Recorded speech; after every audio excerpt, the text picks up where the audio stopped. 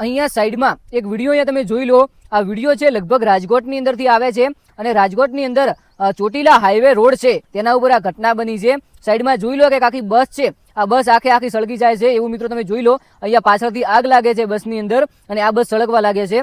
હાલમાં ઉનાળાનું જે વાતાવરણ છે તેની અંદરથી ગરમી બહુ બધી પડે છે, લગભગ ક્યારેક તો 45 સેલ્સિયસ પડી જાય છે। ત્યારે મિત્રો આ બસની અંદર જે મુસાફરો હતા, મુસાફરી કરી રહ્યા હતા, ત્યારે મિત્રો સૌથી મોટા સમાચારની વાત કરીએ તો આ લગભગ ગઈકાલનો વિડીયો છે। ગઈકાલના 4-5 વાગ્યાનો લગભગ વિડીયો આવે છે અને ચોટીલા હાઈવે ઉપર, ચોટીલા હાઈવે કરીને એક રોડ છે તેના ઉપર આ બસ છે, આ બસ સળગી જાય છે। અહીંયા તમે વિડીયો પૂરેપૂરો જોઈ લો। હવે આની અંદર કોઈ જે ડ્રાઈવર છે, આની અંદર ઘણા બધા લોકો હતા, નાના છોકરા હતા, મોટા માણસો હતા, જે સ્ત્રીઓ છે, બહેનો છે, બધા લોકો હતા અને આની અંદર મુસાફરી શાંતિથી કરી રહ્યા હતા। ત્યારે મિત્રો જોઈ લો કે રોડ ઉપર અચાનક આ બસની અંદર એક મોટી માત્રાની અંદર આગ લાગે છે અને આગ પણ ભયંકર હોય છે। ત્યારે મિત્રો વાત કરવામાં આવે કે આ બસની અંદર જે નાના છોકરા હતા, જે મોટા માણસો હતા, બહેનો, સ્ત્રીઓ હતા, આ લોકોને કોઈ પ્રોબ્લેમ થયો છે, કોઈ મોટી હકીકત કે કોઈ આપણે કહીએ ને કોઈ સમસ્યા, કોઈ દાજુ એવું થયું છે કે નહીં, તો એ આપણે જાણી લઈએ। તો ચેનલને સબસ્ક્રાઇબ કરી વિડીયોને એક લાઇક કરી નાખજો અને વધુ માહિતી હોય તો કોમેન્ટ કરી શકો છો। હવે મિત્રો એવું જાણવા મળ્યું છે કે રાજકોટની અંદરથી આ વિડીયો આવે છે, ચોટીલા હાઈવે ઉપરનો છે અને તેની અંદર એક સુદામા કરીને બસ હોય છે। કઈ તો કે સુદામા બસ,